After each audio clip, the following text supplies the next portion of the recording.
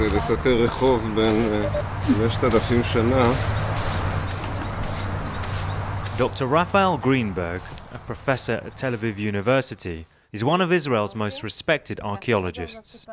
These days, Dr. Greenberg is a worried man.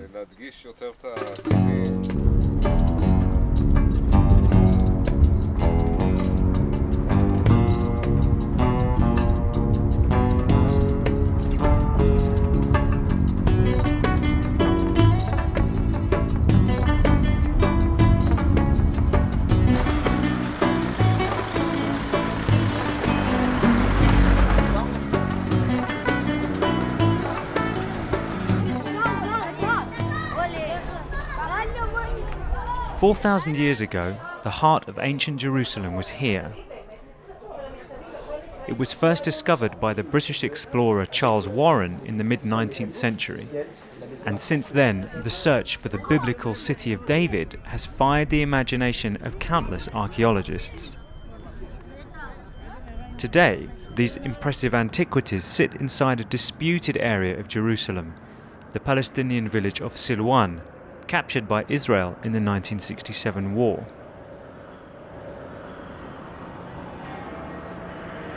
In such a sensitive place, which stories you tell and who tells them can have a profound impact on the people who live there. This is what is worrying Dr. Greenberg, and he takes his fellow academics around the City of David excavations to explain the problem.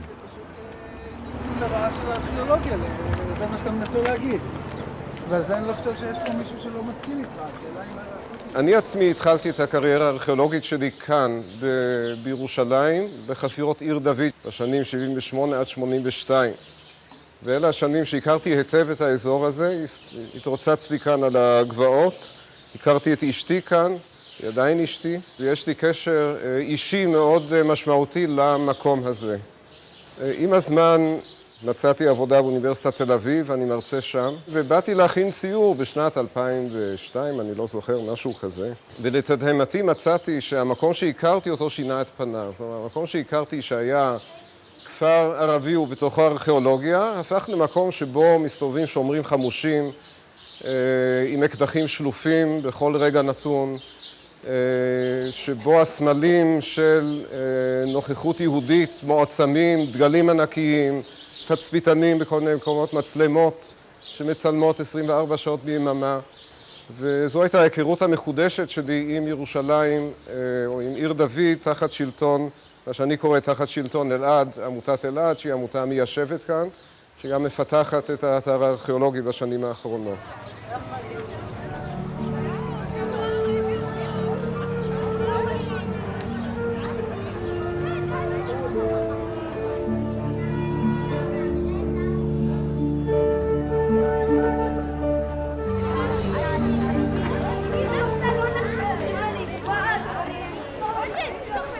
For the last 10 years, the City of David National Park has been run by a private foundation called Elad, or Ir David.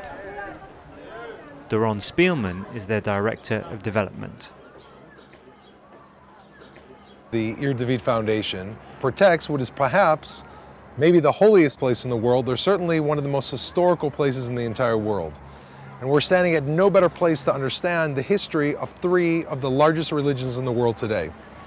Here behind me we can see the well-known Temple Mount, a place that originally King Solomon built his temple over Jerusalem 3,000 years ago. Today we can see the Al-Aqsa Mosque standing on top of the Temple Mount. And we are now in the cradle of civilization for Jerusalem, the place that 3,000 years ago King David came in his attempt to conquer Jerusalem. In this location, the Bible is the most accurate text in understanding the life of the city. As a matter of fact, 60% of the Bible was written on this little hill, which is only 150 meters wide by 700 meters long.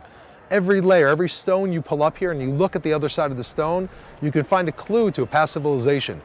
So this place is so rich in archaeology that, of course, that's what draws everybody to get closer and closer, to pile home on top of home, to be close to the energy in this place.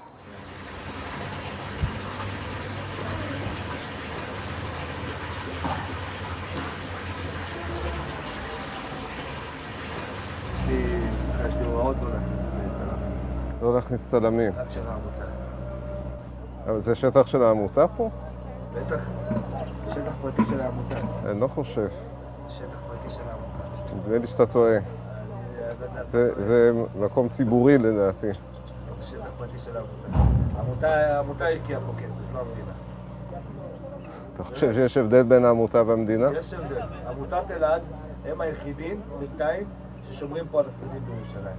המדינה לא מוציאה שקל על הדבר הזה. המדינה לא נותנת לעמותה כלום? שקל לא מוציאה. שקל לא מוציאה. סליחה? סליחה? סליחה? כן? למה את מצלמת? זה מעניין אותה. כי לדעתי זה שטח ציבורי כאן, השטח של החפירות. זה תמיד היה ציבורי, היה מעבר פה. ואז עשו פה חפירות, קראו להם חפירות הצלה, אמרו שצריכים לטפל פה בביוב. נכון, הביוב התפוצץ וגילו פה את הבריכה. אז זה שייך לאלעד? בטח, עמותת אלעד היא זאת שהוציאה את כל הכסף פה. אוקיי. אז זה שייך לאלעד. אוקיי, תודה.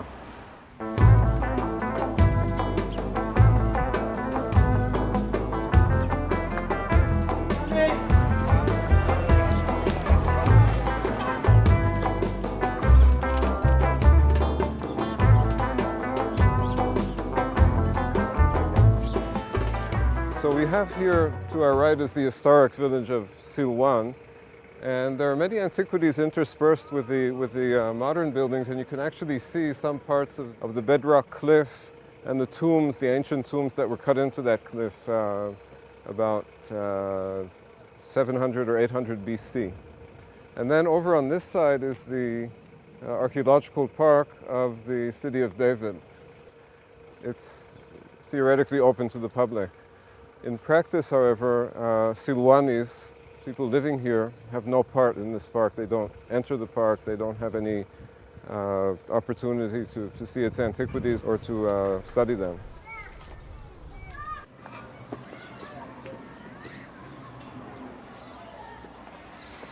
This way.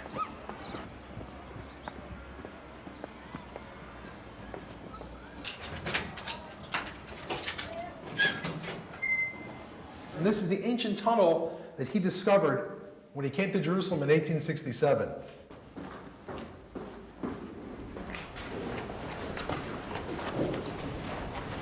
We're looking carved into solid bedrock, an opening that goes down into the middle of the earth, underneath the city wall, to the water source. You see, the Canaanites, the progenitors of the Jebusites in 1850 BCE, dug this underground shaft which brought people underneath the city wall to their water. Now, why is this so fantastic? There are a few places in the world that you can stand and say, no question, they were here. I can tell you with certainty that David, Solomon, Bathsheba, Jeremiah, Isaiah, go through all the prophets and all the kings of the ancient world, perhaps the Queen of Sheba. They all stood here and walked down this very shaft because this was the only way to gather water from the city. Come on and join the fun.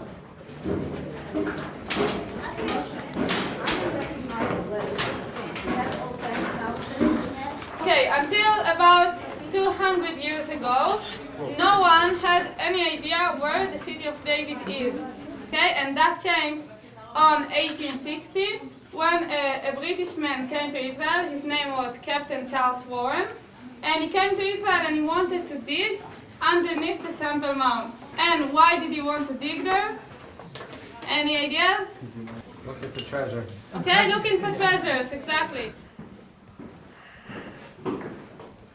Without a doubt, we have experienced the most explosive tourism in the entire country. I think this is due to the fact that just now all these incredible archaeological finds, which have enormous importance to the entire world, have come to light. And the archaeology itself speaks. This is not just a stone. This wall is not just a wall. I'm not touching just a stone here. I'm touching a stone and I can feel the chisel made by the Canaanites as they made the stone. I feel King David's hand as I put my hand on this stone. أشهد أن محمدًا رسول الله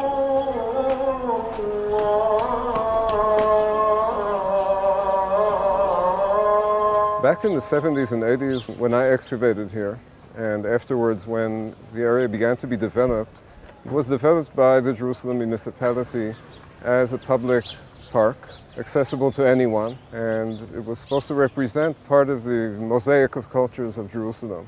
What has happened in recent years is that the Elad Settlers Group has volunteered, so to speak, to take on the management of the entire archaeological park. And they're not doing this out of kindness or goodwill, but it's part of their program to kind of take over and occupy large parts of Silwan and make it Jewish. So they have they have their own slant on the history of this region. It begins more or less at the time of David, and then history ends with the destruction of the Second Temple, only to be renewed with their own settlement history here of the early Zionist or 19th century Jewish settlement. This is the Elad view. Now they're entitled to their view as anyone else in Jerusalem is entitled to their view, but what has happened is that the government has handed over the keys, metaphorically and physically, to the Elad organization, and they now control the entire site. And they are using their control of these antiquities to control all of Silwan. So it's a very highly politicized approach to the way antiquities are excavated and presented. And this is what troubles me.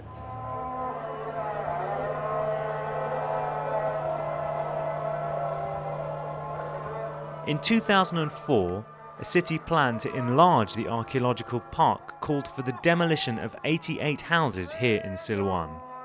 After months of protests by Palestinian, Israeli and international activists, the demolition order was put on hold. But for many, the threat of losing their house remains real. חבר'ה, אנחנו יושבים פה על חבית נפץ. שקט. זה ישתנה. זה לא טוב לא לנו ולא לכם, ולא לילדים שלי ולא לילדים שלכם. Abid Shaludi, who lives in Silwan, was one of the leaders of the protest campaign. They wanted to destroy 100 houses. And the demolishing order that we received from the municipality, they said that Silwan is part of the very big site of the Jewish history, and the King David were here before 1,000 years ago, and he built his kingdom on the Jerusalem and the old city, and his garden were Silwan because they had a lot of water in all of the years. And imagine in a few words down there, they wrote, and that's why we want to destroy 100 houses. 1,500 people lived in these houses. Imagine that. They want to throw them out because King David were here. He slept here. He ate here. So what?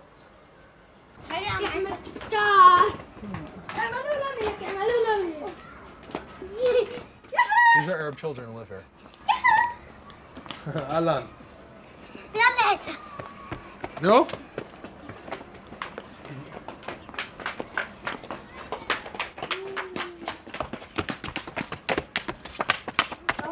Children will be children. Children always stay outside of the political argument.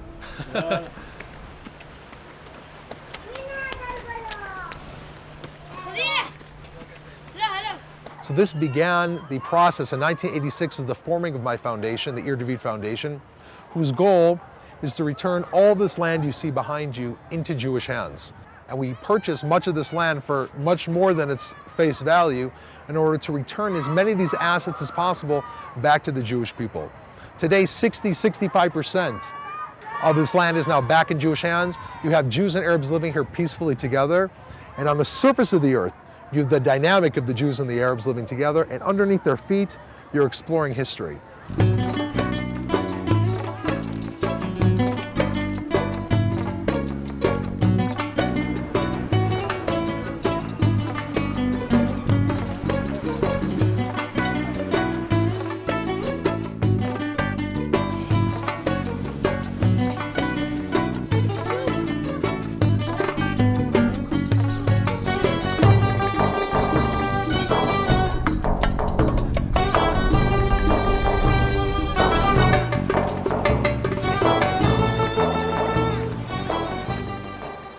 offer my father $500,000.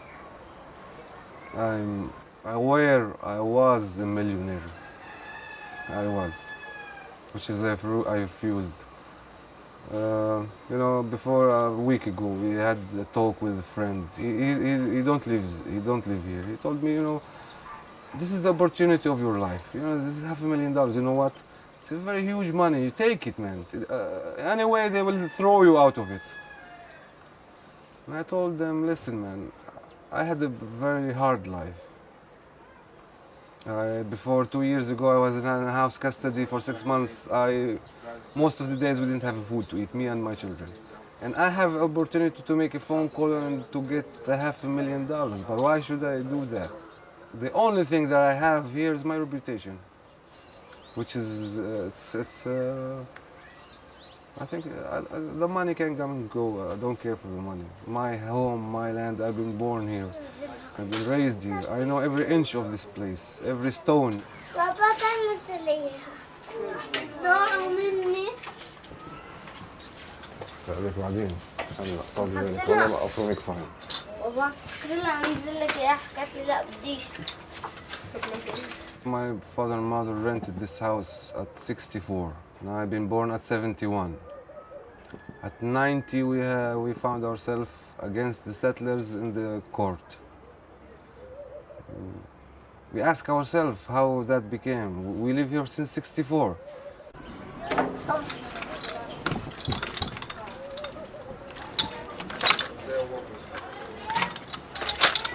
The process of buying homes in this area is probably a subject that one needs to get a PhD on to understand the nuances and intricacies of buying land here. Land here is underneath Ottoman law, British law, Jordanian law, and modern Israeli law. In our process of buying a single home here, we can spend hundreds of thousands of dollars in uncovering the correct certifications to verify that the owner who has approached us is in fact the correct owner. He himself may not even know if he correctly or incorrectly owns that home.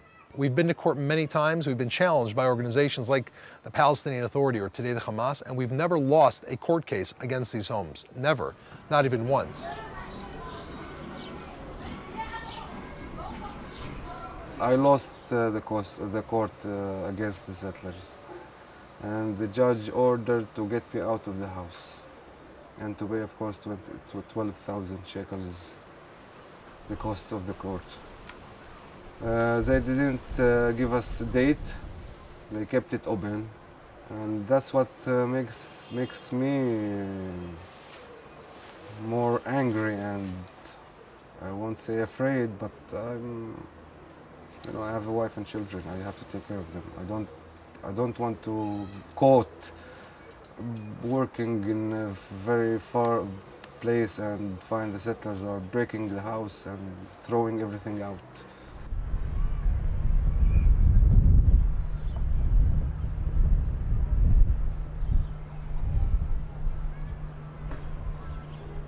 Danny Zeidman from Iramim has a phrase that he uses, and he calls it a thermal map of Jerusalem. So the hottest place is the Temple Mount.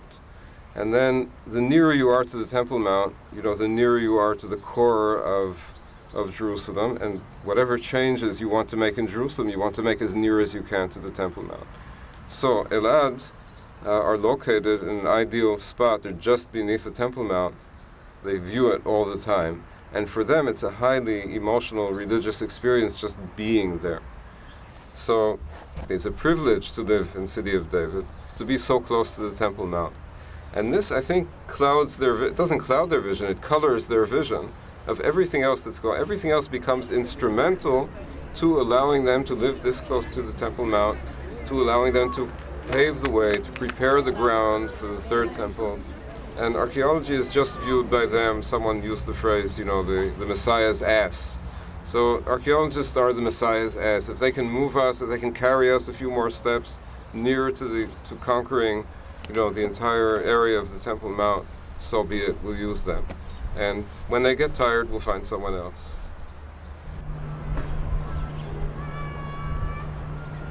יש דברים שלא עושים. יש דברים שהארכיאולוגים צריכים לשים לב אליהם כשהם עושים פעולה בתוך קהילה. אנחנו מפקיעים שטח שהוא שטח ציבורי, אומרים לאנשים, hands off, זה שלנו, אנחנו מטפלים בזה, ואל תפריעו לנו, ואנחנו מחזירים את זה רק כשסיימנו. ומה שאנחנו מחזירים זה אף פעם לא מה שלקחנו. תמיד עשינו בו שינויים, הסרנו, גרפנו, סילקנו, השמדנו. כל פעילות ארכיאולוגית היא פעילות הרסנית. אז כל ארכיאולוג צריך לשאול את עצמו, לפני שאני הורס אתר לטובת המדע, האם מה שאני עושה מוצדק מבחינה אתית? האם זה מביא תועלת לאנשים שאני בקשר איתם, למקום, לאנשים שנתנו לי את המקום הזה?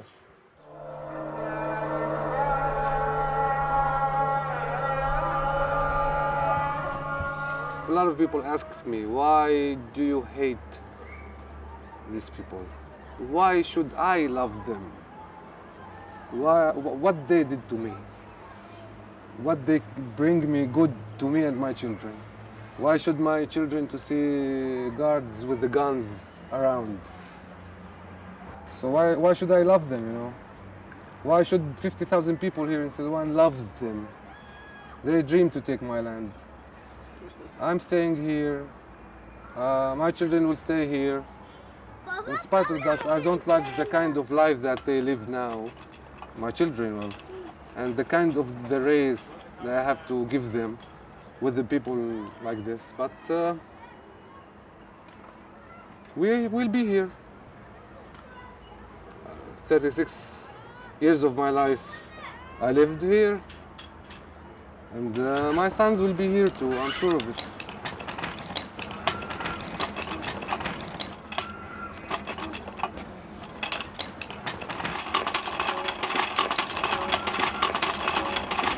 אם תשאלו אותי מה השורה התחתונה כאן, השורה התחתונה כאן היא שאנחנו צריכים לחיות, העיר הזו היא בערך שליש פלסטינים, שליש חרדים ושליש כל השאר, ואנחנו בתור נציגים של איזה חלק קטן מהשליש של כל השאר, אנחנו צריכים להיות קצת יותר צנועים בזה שאנחנו בוחרים את מי אנחנו משרתים ואיך אנחנו עושים את זה, ואיך אנחנו משרתים את המשך החיים המשותפים בעיר הזו. זאת נקודת המבט שלי, שהיא בהחלט לא רק ארכיאולוגית מקצועית, אלא גם ארכיאולוגית אתית, וגם רואה את הארכיאולוגיה ככלי שצריך לשמש לקידום השלום בעולם, ולא כלי שצריך לשמש לקידום ריב ומדון.